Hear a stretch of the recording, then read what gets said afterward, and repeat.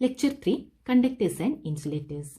In this lecture, we are going to discuss how materials are classified according to the motion of electric charges. Consider a copper wire. Suppose we connect one end of the copper wire to a neutral pit pole and other end to a negatively charged plastic rod. We will find that the pit pole acquires a negative charge because charges are transferred from the rod to the pit pole through this copper wire.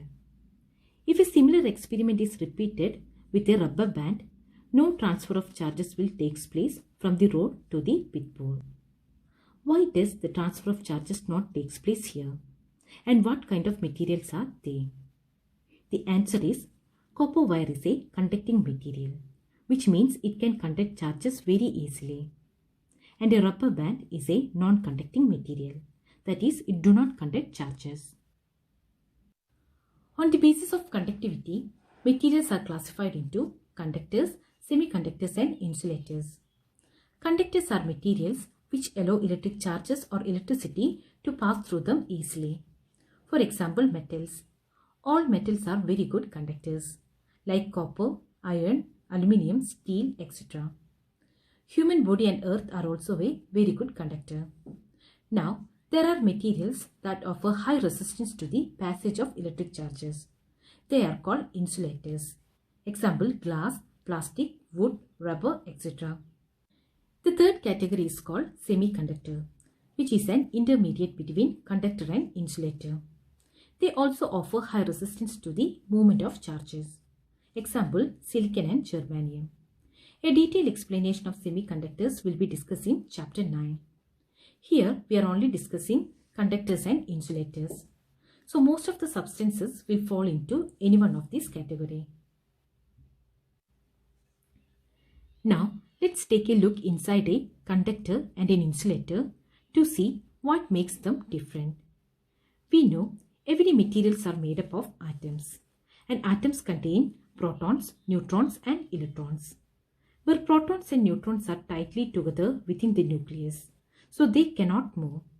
Only electrons inside an atom can move around the nucleus. In the case of conductors, the outer electrons are not strongly held inside an atom, so they are free to move through the materials. That is why charges flow easily through a conductor. In the case of insulators, electrons are tightly bound to each atom, so the flow of electrons are limited in an insulator.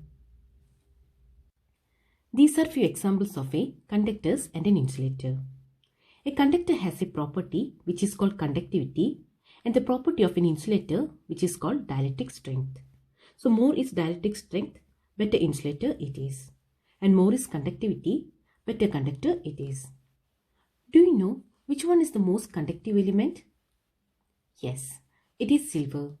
Unfortunately, silver is too rare and expensive metal to use in most electrical equipments.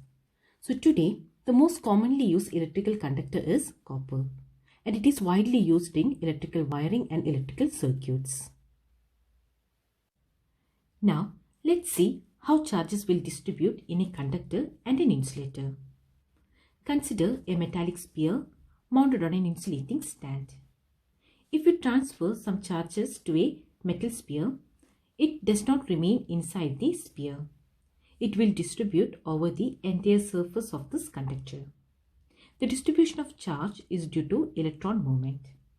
On the other hand, if you transfer some charges to an insulator, it will stay at the same place because particles of insulators do not permit the free flow of electrons. Therefore, charges are not evenly distributed across the surface of an insulator. That is why insulating materials are used to wrap electrical cables and equipments. They cannot allow electricity or electric charges, so that we can hold it without having a risk of getting electric shock. Now, how do we remove excess charge on a body?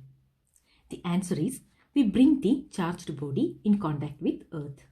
So all the excess charges on the body will disappear by the charge transfer between the body and the earth. This process of sharing the charges with earth is called earthing or grounding.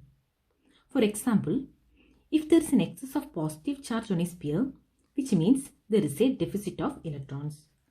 When you earth or grounded this positively charged object, electrons enters from the ground to the object and neutralize this positive charge.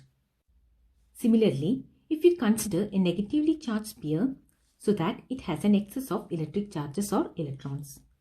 When you earth the object, electrons transfer from the object to the earth.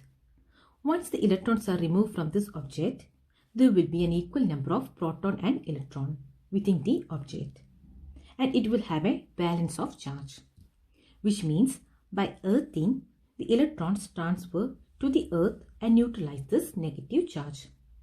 This process of sharing the charges with earth is what we call earthing or grounding.